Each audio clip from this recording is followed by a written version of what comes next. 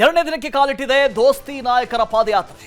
Bidadi to ಕೆಂಗಲ್ವರೆಗೆ ಎರಡನೇ ದಿನದ ಪಾದಯಾತ್ರೆ ಇವತ್ತು ನಡೆಯುತ್ತೆ. ವಿಪಕ್ಷ ನಾಯಕರು ರ್ಯಾಲಿಯಲ್ಲಿ ಭಾಗಿಯಾಗ್ತಾರೆ. ಸಿಎಂ ರಾಜೀನಾಮೆಗೆ ಆಗ್ರಹಿಸಿ ಬಿಜೆಪಿ ಜೆಡಿಎಸ್ ಪಾದಯಾತ್ರೆಯನ್ನು ಹಮ್ಮಿಕೊಂಡಿದೆ. ನಿನ್ನೆ ಮೊದಲನೇ ದಿನದ ಪಾದಯಾತ್ರೆಯೂ ಆಗಿದೆ. ಇವತ್ತು ಎರಡನೇ ದಿನದ ಪಾದಯಾತ್ರೆ ಆರಂಭ ಆಗುತ್ತೆ. ಮೊದಲ ದಿನದ ಪಾದಯಾತ್ರೆ ಯಶಸ್ವಿಯಾಗಿ ಪೂರೈಸಲಾಗಿದೆ. ನಿನ್ನೆ ಕೆಂಗೇರಿ ಟು ಬಿಡದಿವರೆಗೆ ಒಟ್ಟು 20 ಕಿಲೋಮೀಟರ್ ಪಾದಯಾತ್ರೆಯಲ್ಲಿ ಸಾಗಿದೆ. ಕೆಂಗೇರಿಯಿಂದ ಬಿಡದಿವರೆಗೆ, ಕೆಂಗೇರಿಯಿಂದ ಆರಂಭ ಆಗಿದ್ದು ಅಲ್ಲಿಂದ ಬಿಡದಿವರೆಗೆ ಒಟ್ಟು 20 ಕಿಲೋಮೀಟರ್ ಕಾಲ್ನಡಿಗೆಯಲ್ಲಿ ಸಾಗಿದ್ರು ನಿನ್ನೆ. ಇನ್ನು ಇವತ್ತು ಬಿಡದಿಯಿಂದ ರಾಮನಗರದ ಕೆಂಗಲ್ವರೆಗೆ ಬೃಹತ್ ರ್ಯಾಲಿ ಇರುತ್ತೆ.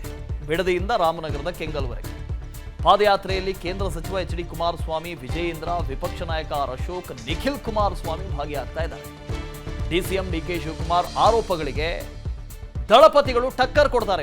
ಇವತ್ತು 22 ಕಿಲೋಮೀಟರ್ನವರೆಗೆ ವಿಪಕ್ಷ ನಾಯಕರ ಈ ಯಾತ್ರೆ ಸಾಗುತ್ತೆ. ನಿನ್ನೆ ಕೆಂಗೇರಿಯಿಂದ ಬಿಡದಿವರೆಗೆ 20 ಕಿಲೋಮೀಟರ್ನವರೆಗೆ ಸಾಕ್ತು ಈ ರ್ಯಾಲಿ ಪಾದಯಾತ್ರೆ. ವಿಪಕ್ಷ ನಾಯಕ ಆರ್ ಅಶೋಕ್ ಇದ್ದಾರೆ, ಮಾಜಿ ಉಪಮುಖ್ಯಮಂತ್ರಿ ಅಶ್ವಥ್ ನಾರಾಯಣ್ ಇದ್ದಾರೆ. ಅಲ್ಲಿ ನಾವು ಗಮನಿಸ್ತಾ ಇದ್ದೀವಿ ಯಾತ್ರೆಯಲ್ಲಿ ಭಾಗಿಯಾಗಿದ್ದಂಥವ್ರು. ಇವತ್ತು ರಾಮನಗರದವರೆಗೆ, ಕೆಂಗಲ್ವರೆಗೆ 22 ಕಿಲೋಮೀಟರ್ ಪಾದಯಾತ್ರೆ ಮಾಡ್ತಾರೆ. ಚಂದ್ರಶೇಖರ್ ಇದ್ರ ಬಗ್ಗೆ ಡೀಟೇಲ್ಸ್ ಕೊಡ್ತಾ ಹೋಗ್ತಾರೆ. ಚಂದ್ರಶೇಖರ್, ಇವತ್ತು ಪಾದಯಾತ್ರೆಯ ಎರಡನೇ ದಿನ.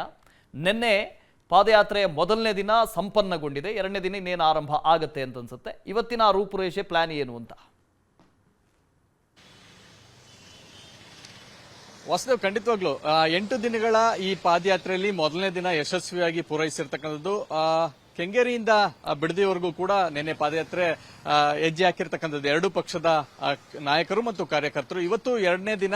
ಸೊ ಬಿಡದಿಯಿಂದ ರಾಮನಗರದ ಕೆಂಗಲ್ ದೇವಸ್ಥಾನ ಏನಿದೆ ಅಲ್ಲಿವರೆಗೂ ಕೂಡ ಪಾದಯಾತ್ರೆ ನಡೆಯುತ್ತೆ.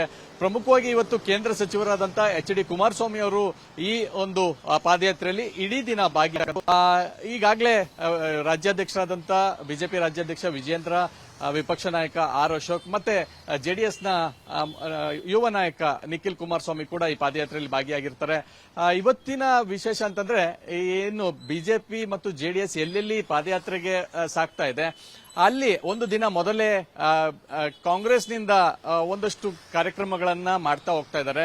ಸೊ ನಿನ್ನೆ ಏಕವಚನದಲ್ಲಿ ಕುಮಾರಸ್ವಾಮಿ ಅವ್ರನ್ನ ಮತ್ತು ವಿಜೇಂದ್ರ ಅವ್ರನ್ನ ಡಿಸಿಎಂ ಡಿಕೆ ಶಿವಕುಮಾರ್ ವಾಗ್ದಾಳಿಯನ್ನ ನಡೆಸಿದ್ರು. ಅದಕ್ಕೆ ಕೌಂಟರ್ ಕೊಡುವಂತ ಕೆಲಸವನ್ನ ಇವತ್ತು ಇಬ್ಬರು ನಾಯಕರು ಮಾಡ್ತಾರೆ. ಅದರಲ್ಲೂ ಪ್ರಮುಖವಾಗಿ ಕುಮಾರಸ್ವಾಮಿ ಅವರು ಡಿಕೆ ಶಿವಕುಮಾರ್ ಅವರ ವಿರುದ್ಧ ಇವತ್ತು ಹರಿಯಾಯುವಂತ ಬಹುತೇಕ ಲಕ್ಷಣಗಳು ಕಾಣ್ತಾ ಇದೆ. ಅದರಲ್ಲೂ ಪ್ರಮುಖವಾಗಿ ಇವತ್ತು ರಾಮನಗರಕ್ಕೆ ಎಂಟ್ರಿ ಆಗ್ತಾ ಇರೋದ್ರಿಂದ ಈಗಾಗಲೇ ರಾಮನಗರ ಹೆಸರನ್ನ ಬದಲಾವಣೆ ಮಾಡಲಿಕ್ಕೆ ಡಿಸಿಎಂ ಡಿಕೆ ಶಿವಕುಮಾರ್ ಮುಂದಾಗ್ತಾ ಇರ್ತಕ್ಕಂಥದ್ದು. ಈಗಾಗಲೇ ಕ್ಯಾಬಿನೆಟ್ ನಲ್ಲೂ ಕೂಡ ಡಿಸಿಷನ್ ತೆಗೆದುಕೊಂಡಿದ್ದಾರೆ.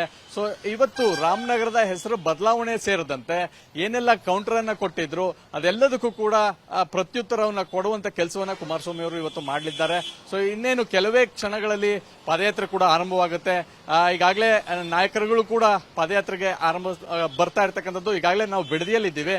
ಬಿಡದಿಯಿಂದ ಇವತ್ತು ಕೆಂಗಲ್ವರೆಗೂ ಕೂಡ, ರಾಮನಗರದ ಕೆಂಗಲ್ವರೆಗೂ ಕೂಡ ಪಾದಯಾತ್ರೆ ಸಾಗುತ್ತೆ. 22 ಕಿಲೋಮೀಟರ್ ಇಡೀ ರಸ್ತೆಯಲ್ಲಿ ಸಂಚಾರ ಮಾಡೋ ಮೂಲಕ ಜನಜಾಗೃತಿಯನ್ನ, ಅದರಲ್ಲೂ ಪ್ರಮುಖವಾಗಿ ಸಿಎಂ ಸಿದ್ದರಾಮಯ್ಯ ಅವರ ರಾಜೀನಾಮೆಯನ್ನ ಕೇಳಲಿಕ್ಕೆ ಇವತ್ತು ಈ ಪಾದಯಾತ್ರೆ ಹೋಗ್ತಾ ಇರ್ತಕ್ಕಂಥದ್ದು. ಸೊ ಕಾಂಗ್ರೆಸ್ನ ಅಧಿಕಾರದಿಂದ ಕೆಳಗಿಳಿಸಿ ಎನ್ನುವಂತ ಒಂದು ಒತ್ತಾಯವನ್ನ ಮಾಡಿ ಇವತ್ತು ಪಾದಯಾತ್ರೆ ಸಾಕ್ತಾ ಇರ್ತಕ್ಕಂಥದ್ದು. ಎಲ್ಲ ನಾಯಕರು ಕೂಡ ಇವತ್ತು ಬೇರೆ ಬೇರೆ ವಿಧಾನಸಭಾ ಕ್ಷೇತ್ರಗಳಿಂದ ಕೂಡ ಆಗಮಿಸಲಿದ್ದಾರೆ. Vasudev. Okay, thank you Chandrashekhar. ಅನುಕ್ಷಣದ ಸುದ್ದಿಗಳಿಗಾಗಿ Vistara news YouTube channel subscribe ಮಾಡಿ.